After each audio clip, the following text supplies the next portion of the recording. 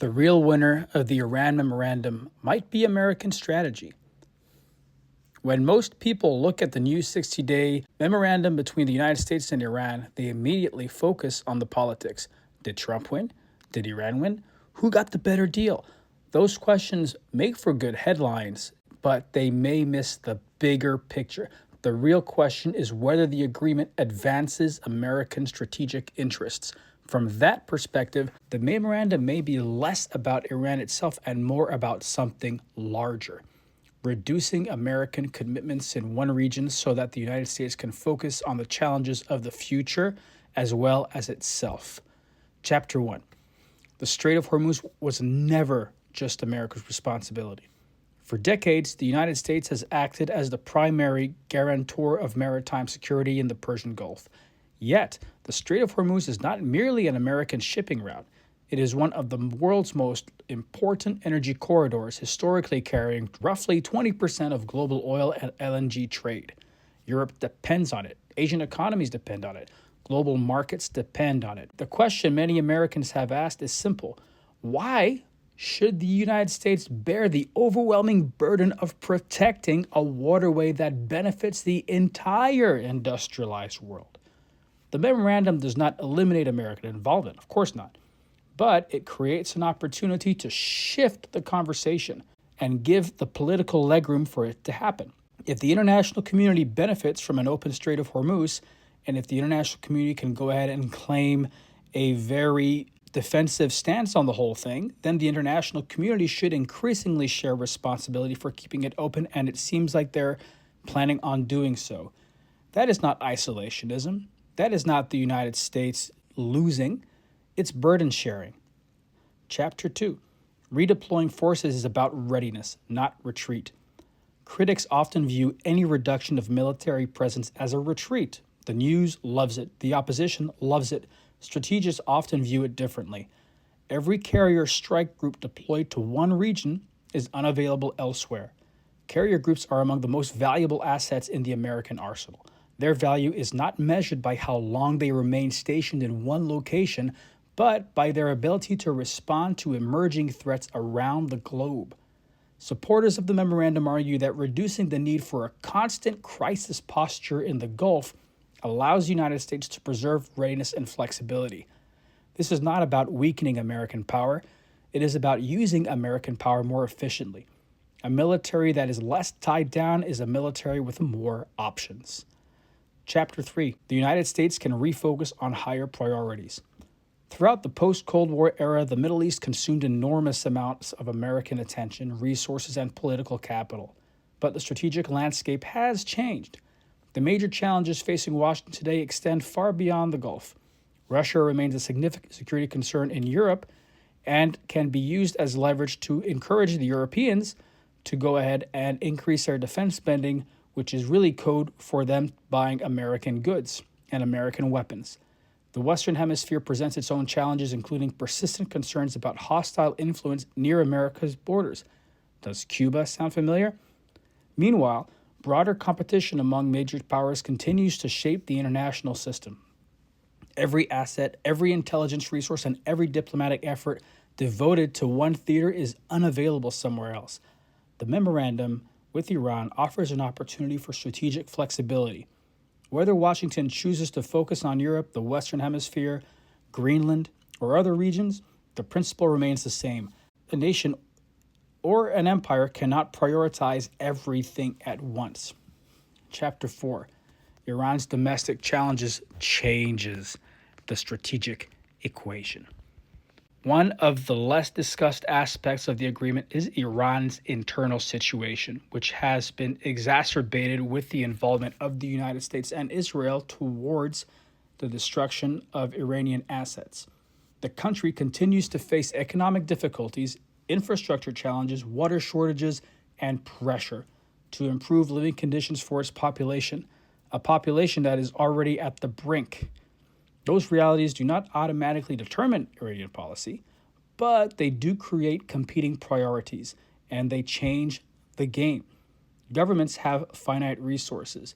Resources devoted to economic recovery, infrastructure, water systems, and the like cannot be devoted elsewhere, aka nuclear ambitions.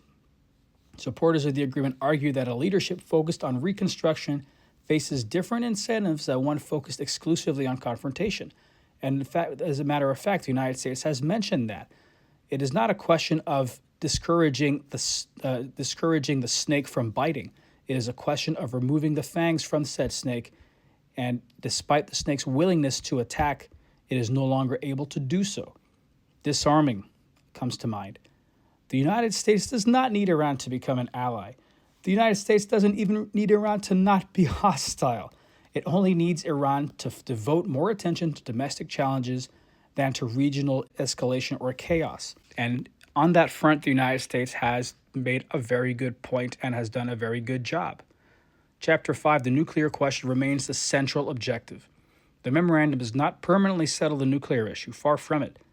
In fact, the most difficult nuclear questions were deliberately pushed into the next phase of negotiations, but from an American strategic perspective, the objective has always been relatively straightforward: prevent the emergence of a hostile nuclear-armed Iran and the chaos in the region or on the United States that could come from it.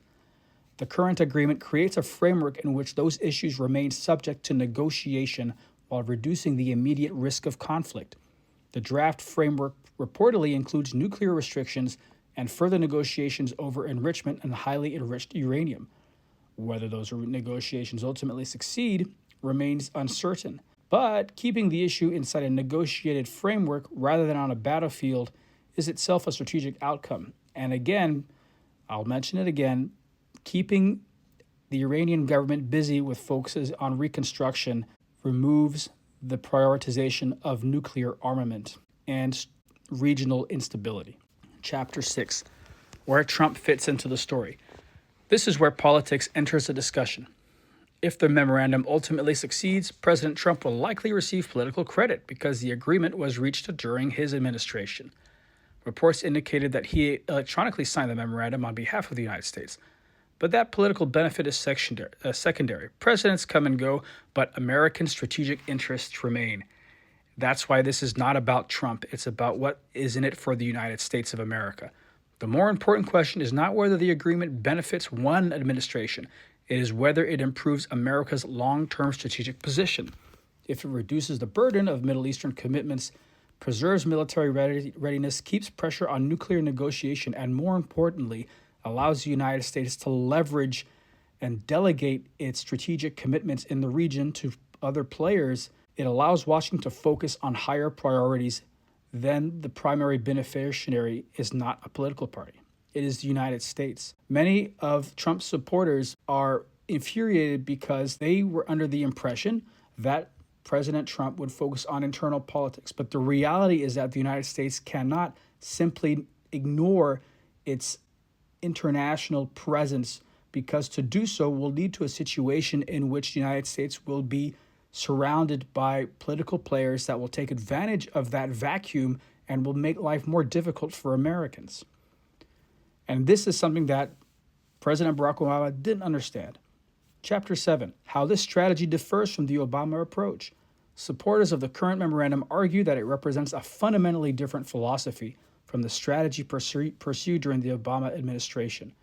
The 2015 Joint Comprehension Plan of Action, commonly known as the JCPOA, was built on the idea that sanctions relief and economic reintegration could incentivize Iran to limit its nuclear activities.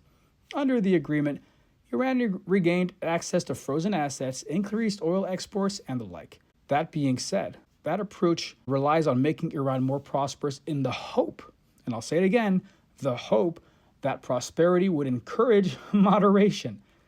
This sounds very familiar to Neville Chamberlain's plan with Mr. Hitler when it came to encouraging peace in our time by providing an already strong Germany with assets that it was already planning on taking anyway. The argument, of course, that a stronger and wealthier Iran is not necessarily a less ambitious Iran. Instead, they believe American policy should focus on maintaining pressure while compelling Tehran to devote its resources towards domestic policies such as infrastructure and the like.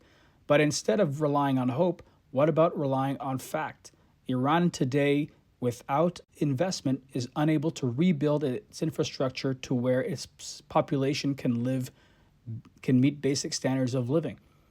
And we have to remember during the Obama administration, that was also a time when other regional competitors were able to expand their own influence in the South China Sea, as well as with the Crimea being taken over by Russia. Because during the Obama administration, the idea of maintaining a strategic foreign presence with the sake of deterrence did not exist. In fact, wasn't ISIS created during the Obama administration?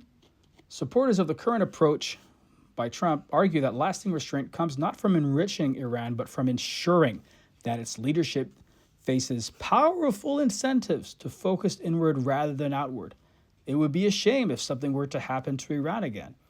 Whether that assessment proves correct remains to be seen, but if we were to look at history, at how Germany was treated after Neville Chamberlain compared to how it was treated after Winston Churchill, we can get an idea of what works when it comes to deterring adversaries from using their economy for war purposes. The goal, again, is to create conditions in which Iran has little choice but to prioritize domestic stability over geopolitical ambition. From this perspective, the memorandum is not an attempt to transform Iran into a partner.